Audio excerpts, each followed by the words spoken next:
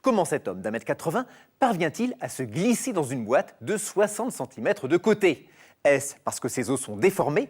Pour le savoir, une seule solution, le passer aux rayons X. C'est une expérience exceptionnelle. Reportage de Raphaël Blacher.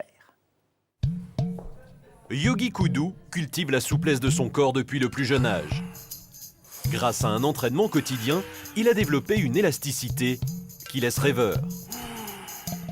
Outre un entraînement physique régulier, pour parvenir à une telle souplesse, le yogi associe étirement et contrôle respiratoire pour détendre ses muscles et ses ligaments.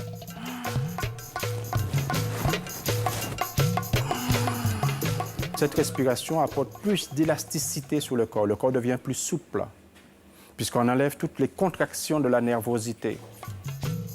Une recette qui l'autorise à prendre des postures renversantes. Ce type de position ne s'improvise pas. Pour y parvenir, le yogi s'entraîne 2 à 3 heures par jour. À présent, il va glisser son 1,83 m dans cette petite boîte en verre. Regardez bien.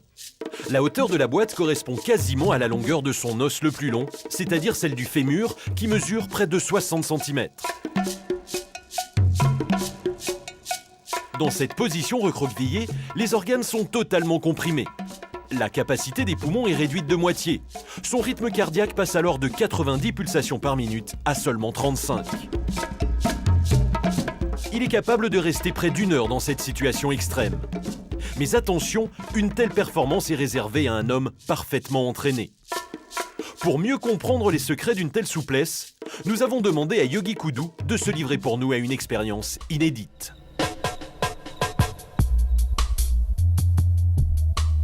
Pour la première fois, le professeur Chevreau et son équipe vont procéder à un examen complet de ce contorsionniste. Un véritable voyage au cœur de son squelette. Le yogi va en effet être entièrement scanné à l'intérieur de sa boîte. Tout le monde est sous tension, l'examen n'est pas banal. Tout s'est bien déroulé, le yogi peut enfin être libéré. Bon, on peut le sortir. On peut le sortir. Oui, non, mais c'est... Ça devrait être bon. Ah. Ouais, c'est étonnant, quoi. C'est formidable, ça. Et les genoux non plus, regardez. C'est le cervical qui est... Vous allez vous voir en os, là, c'est extraordinaire. Le résultat surprend tout le monde. Le rendu du squelette est stupéfiant. Une fois l'image du scanner analysée, le professeur Chevreau peut tirer les premières conclusions. Les capacités exceptionnelles du yogi ne sont liées à aucune particularité de son squelette ou de ses os. Donc on peut dire que les éléments squelettiques sont strictement normaux. Ils ne pourraient pas être déformés. Il n'y a pas de déformation qui permet de faire ces positions.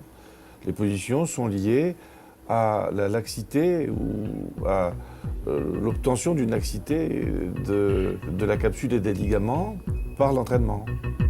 En effet, ce sont les articulations qui confèrent à notre squelette toute sa souplesse. Nos articulations sont enveloppées d'un tissu fibreux appelé capsule articulaire qui relie les deux extrémités osseuses. Cette capsule est renforcée de chaque côté par les ligaments. L'ensemble est rattaché aux muscles par les tendons et permet ainsi aux deux os de bouger tout en étant maintenus. C'est dans cet ensemble de fibres et de ligaments que réside notre souplesse. Et certains ont dès la naissance un capital souplesse plus important que d'autres. Démonstration. Par exemple, si on prend une articulation de doigt, vous voyez, moi je ne peux faire que 90 degrés avec ma main.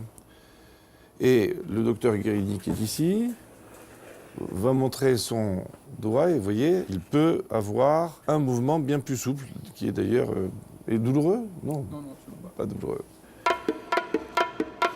80% des Français souffrent de problèmes articulaires, notamment dorsaux. Alors, sans pour autant devenir contorsionniste, il est tout de même possible d'améliorer sa souplesse.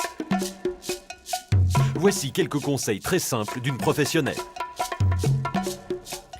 Alors moi, je pense que pour assouplir son corps, il est vraiment très intéressant de travailler le plan postérieur de cuisse qui est constitué par des muscles, mais également des tendons musculaires, des articulations.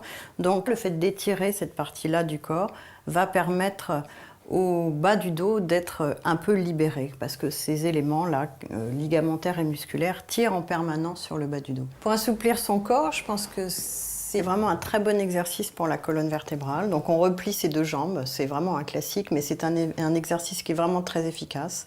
Donc la personne replie ses deux jambes, saisit ses deux genoux, comme ça, et sur une expiration, elle ramène la tête entre les deux genoux. Donc là, on va avoir également un étirement de toute la colonne vertébrale. Et elle relâche doucement en reposant la tête. Avec seulement 10 minutes d'étirement chaque jour, vous éviterez déjà nombre de blocages et de tensions. Quant aux plus courageux, ils pourront même, à force de travail, entrer dans la boîte.